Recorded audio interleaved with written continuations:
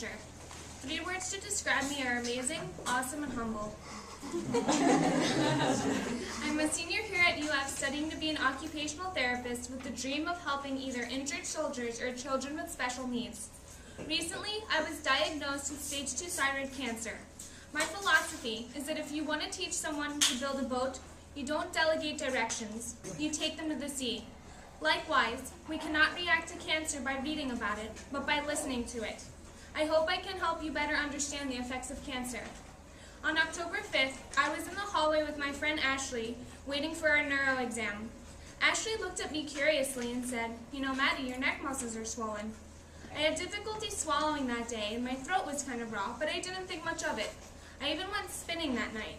It was weird because I got nauseous and more tired than usual. I went to the infirmary the next day and met with Dr. Tony. He felt my neck and told me it seemed like I had a cyst on my thyroid. He also noticed my swollen right lymph nodes and fever. Dr. Tony was proactive and set up an appointment for me to get an ultrasound the next day. I was weepy with him, but it was because I hated not knowing what was wrong with me. The next day I went for the ultrasound. The physician's assistants seemed on edge when they came in the room. They told me there were mast cells on my thyroid, and my swollen lymph nodes were alarming. That's when they told me there's a chance you may have cancer. They said it sternly multiple times. It's not like they said, "Well, we're just going to run this test to rule out cancer." They kept saying it. "There's a chance you may have cancer." They gave me some hope about the imaging, but I was petrified. A torrent of fear crippled me, and I could not make sense of the world surrounding me.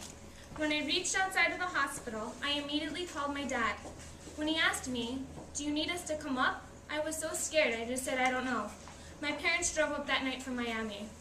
That night, my 2 best guy friends, Mike and Avi, came over to play board games with me and my roommates.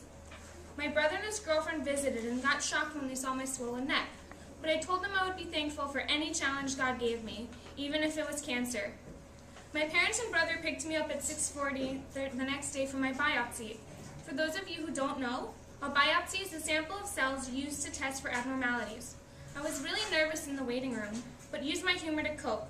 Before they started the procedure, they kicked out my family. I asked to scream really loud after my mom left just to scare her, but I felt it would be unethical to scare the other patients. The procedure was really uncomfortable. My neck was in full extension over a pillow, and having the doctors inject needles into my neck was painful, even with the lidocaine. But I told the doctors they could leave the orange lidocaine on my neck only if they painted the other side blue. When the procedure ended, my brother and parents came in. Nothing gave me more strength when my brother held my hand and asked, "Oh, so they didn't sever your head?" I was in pain from the procedure, head extension, and prolonged fear. The doctors propped me up to move me because I was in so much pain. Then they set up an emergency meeting with Dr. V on Monday to discuss my biopsy results. Dr. V would be my surgeon in the subsequent weeks. I was glad the results came in as quickly as they did. The waiting game is no fun. The nurses swapped contact information with my family should we have any questions. I told them to check the men's bathroom wall for my number. Monday crept slowly. Sitting in the waiting room for 3 hours tested our patients, but for me, the hardest part was in the doctor's office, waiting for Dr. V. The fear was palpable in the room. He finally came in with grave composure. It was the first time that our family met him, but all of our hope was at his mercy. I didn't give him 30 seconds after he introduced himself to ask him if I had cancer. He said yes very stoically. My whole world turned upside down.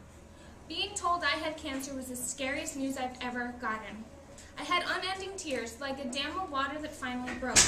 I don't remember what was said at the time because I was so overrun with emotion, but I was glad my parents and brother were there to listen to me about my optimistic prognosis. It turned out I had a papillary carcinoma, the most common and easily treated form of cancer. 85% of thyroid cancer patients have this type. For treatment, I would have my thyroid and right lymph nodes removed as well as take radioactive iodine. And actually, here's my scar. I'm very proud of it. You can come up and stare later. Since thyroid cells are the only cells in the body that would take an iodine, the radioiodine would enter my thyroid cells and destroy them if there were any left after my surgery. I must emphasize how much emotion can interrupt logic and communication. I could not process anything the doctor said after my diagnosis. Please remember this when dealing with someone undergoing any traumatic event. Feeling out of control removes all reason. As composed as each of us is, there is a darker side to the human heart to which fear can tap. Fear can turn the sweetest person bitter, the happiest person morbid, the most illuminated person lifeless. I went home that night and spent 2.5 hours responding to texts and phone calls. Explaining my diagnosis so frequently was tiring, even though I had a hopeful future. My parents left Gainesville the next day for Miami. Saying goodbye to them was as hard as hearing the doctors at the ultrasound tell me I may have cancer. I felt so alone. Let me tell you, all the friends in the world cannot replace the safety of your family. Thursday night, Mike, Avi, and my friend Marlo coordinated a potluck for me to show support. All of my friends really helped show support throughout the whole time, and I am eternally thankful for surrounding myself with such loving, radiant souls. I had a few other tests throughout the next few weeks. I met up with my anesthesiologist and a few other physicians before my surgery to discuss it. My memory is not crystal clear about those meetings, but I remember my anesthesiologist's incredible articulation and willingness to answer all my questions, except for when I asked him boxers or briefs. The day of my surgery came. I didn't remember most of the day since I was knocked out, but I do remember that I kept my sense of humor. I dressed up for my surgery in scrubs, just for the irony. But deep down, I was petrified. I couldn't find the strength to talk to anyone, even family. I was called in with my parents to meet the nurses for questions. That nurse was awesome. She could keep right up with my sense of humor. She inquired how I wanted directions for taking my medicine after my discharge. I asked for interpretive dance, but she didn't do it. Her witty responses sure assuaged my nerves, though. Then my anesthesiologist came in, explained what was going on, and then, without warning, gave me a shot of whatever knocked me out. He said, "That was your first bartender. That was your first cocktail. I will be your bartender for today." Then I asked for a fuzzy navel. I was getting half groggy when the anesthesiologist said, "What happens in the OR stays in the OR." To which I responded, "You better or I'll sue." Even my last words before I knocked out were in humor. I woke up from my surgery with a sore throat. Many people wake up from surgeries not realizing they were already performed on, but I knew I was. I woke up with my parents, brother, and Natalie, my brother's girlfriend. It was the most refreshing feeling to be surrounded by the people you love. Dr. V came in later to check on me. He asked me to blow him a kiss to see how my facials reacted to the surgery, but I told him I wouldn't do it since he was married. I really did say all these things. Can't make it up. I was thankful to have such a knowledgeable and distinctly compassionate surgeon like Dr. V. My dad stayed with me overnight at the hospital, and thank God, because overnight nurses are some of the most miserably wretched people. Think nurse wretched from One Flew Over the Cuckoo Nest.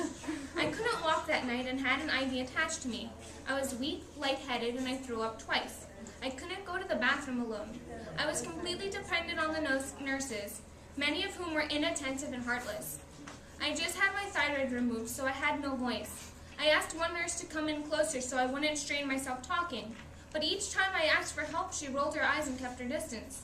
As my dad says, the hospital is no place for sick people. I was discharged from the hospital the next day because my calcium levels were high.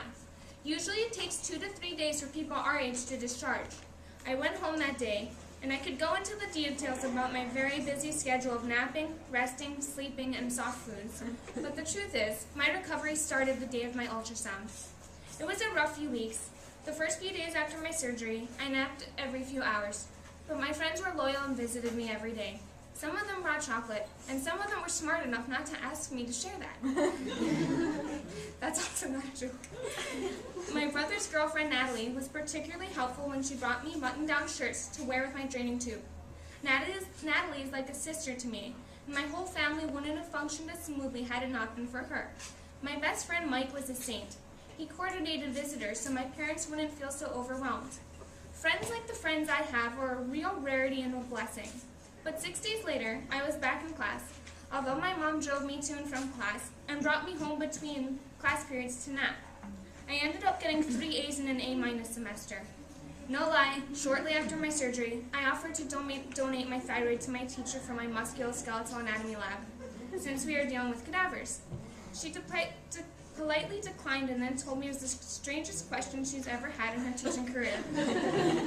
I am officially more dedicated to anyone in this room to this university. I'm selling my body for grades. Over the next few weeks, I had testing and meetings with different doctors. I went to the radiologist-oncologist, Dr. Robert. Dr. Robert went over the procedure of my radioactive iodine with me and gave me a lot of hope. I had to go on an extremely restricted diet to lower my iodine for 2 to 6 weeks, so that when I took the radioactive iodine, it would enter my cells and kill them, my cancer cells. I was quarantined for that weekend and was still on my diet. Listing the diet restrictions would take another 20 minutes, but that was the worst of my treatment after surgery. Now, the motto for that weekend, my mom made it up: go, Maddy, go. Glow, Maddy, glow. Oh. I got lucky that I didn't get any of the side effects from the radioactive iodine pills. Swollen salivary glands, nausea, permanent dry mouth, or altered taste. None of the medicines that I took prior to the treatment had any real effect on me either. I am extremely lucky. The Friday after my quarantine, I went in for a full body scan, and 2 days ago, this Monday, the results came back and I was told I no longer have cancer. Woo. So it's pretty